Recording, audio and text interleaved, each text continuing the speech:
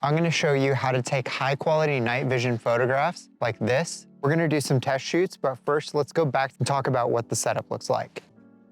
All right, so we're back in the lab and I've got right here the exact setup that I was using out there. The only difference is I took off the microphone. So this is a Sony a6700 with a Zeiss Sonor T 24mm f1.8 and then a Cold Harbor Supply Company night vision adapter, and then our PVS 14 on the end here. So let's talk a little bit about the setup. So one of the problems that you'll run into when you're trying to shoot through a night vision device, you have to adapt the night vision device, its rear threads, to your camera, which is where this Cold Harbor Supply Company adapter comes in. You have to make sure that you have a lens that is wide enough and fast enough so that you can get enough light so that you don't have to amplify the gain on the night vision device. Your 24mm, which is a 35mm full frame equivalent, is going to give you just a tiny bit of letterboxing on the top. So that's the setup. Now let's go back out to the field and look at some test shoots. We're gonna go over how increasing the gain versus increasing your ISO changes your image quality. So I've gone through the test shoots. Anything in your extreme ISO range above 10,000 is going to be unusable. Between ISOs 8,000 and 1,600, these are gonna be noisy, but still usable, especially if you use AI denoising. The best range for quality is going to be ISOs 800 and below. What this teaches us is that you should increase your gain before you increase your ISO for the best photo quality. One more thing to keep in mind when you're doing night vision photography, this is pretty much the best case scenario for night vision photography.